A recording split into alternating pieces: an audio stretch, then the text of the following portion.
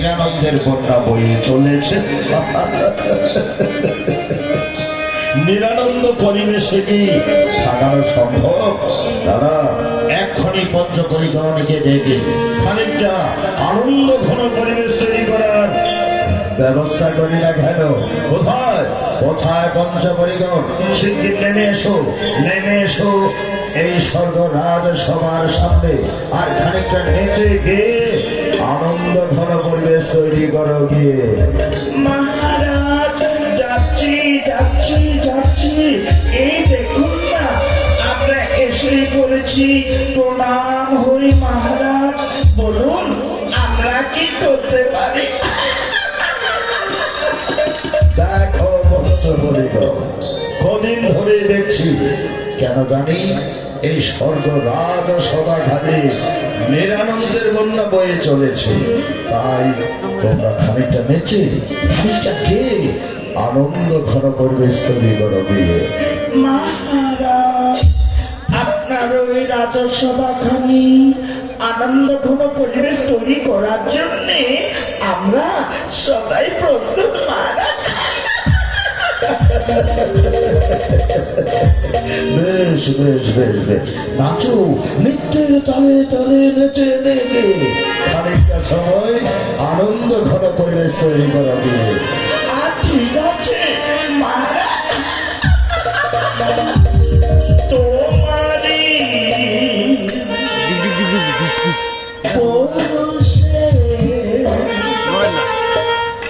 জীবন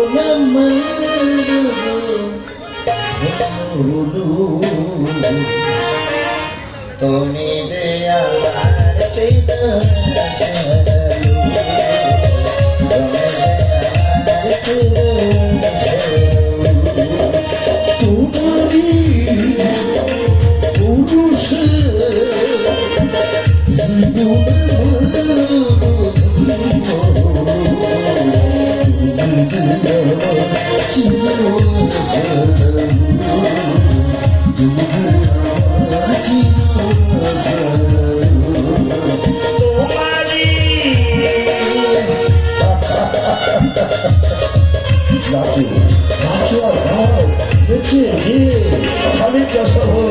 আনন্দ ঘন পরিবেশ তৈরি করবে।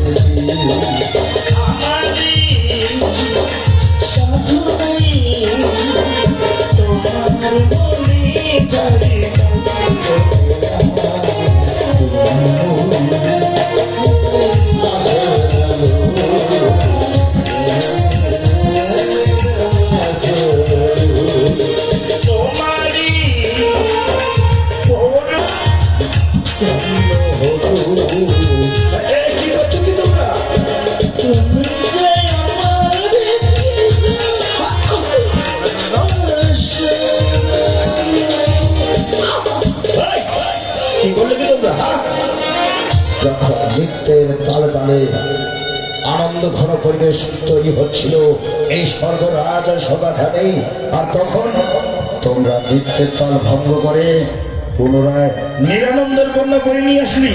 অভিশপ্ত করবো, হ্যাঁ অভিশপ্ত করবো যে ভুল, যে অন্যায়, যে বেবিচার করলে তোমরা নৃত্যের তাল ভঙ্গ করে, যার জন্যে এই স্বর্গলোক থেকে বিতাড়িত হয়ে তোমাদের ধরা ধামে বিচরণ করতে হবে। আপনার ওই অবিশ্বাস আমরা না আশীর্বাদ ভেবে মাথায় তুলে নিলাম, তবে এটুকু তো বলবেন মহারাজ, আবার কি করে ওই ধরাধাম থেকে অভিশপ্ত মুক্ত হয়ে এই স্বর্গধামে ফিরে আসতে পারবো? একটাই উপায় রয়েছে। ওই ধরাধামের অযোধ্যার রাজা হরিশ্চন্দ্র, ওই হরিশ্চন্দ্রের স্পর্শ তোমরা যেদিন পাবে ঠিক সেদিনেই আবারও এই স্বর্গধামে ফিরে আসতে পারবে। প্রণাম হই মহারাজ, আমরা এবার আসি, আমরা এবার আসি, আমরা এবার আসি। হ্যাঁ, যারাই এই স্বর্গলোকে এমনই অন্যায় বেবিচার করে থাকে তাদের আমি এমনই শাস্তি প্রদান করে থাকি। আর যখন নৃত্যের তালে তালে খানিকটা সময় আনন্দ ঘন পরিবেশ তৈরি হচ্ছিল, আর তখন নৃত্যের তাল ভঙ্গ করে পুনরায় নিরানন্দের বন্যা বয়ে চলল। আরে নিরানন্দ ঘন পরিবেশে কি কারণ সম্ভব? একদম ইচ্ছে করে না। রাজসভা এখানে সমাপ্ত ঘোষণা করে গিয়ে সমাপ্ত ঘোষণা চালিয়ে গিয়ে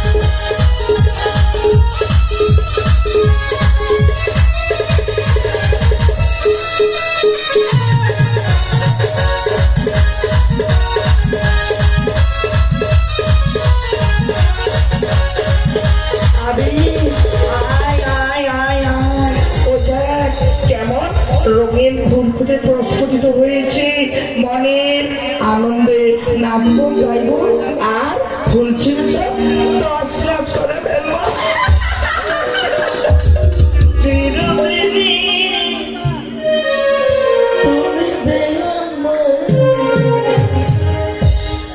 যুগে যুগে আমি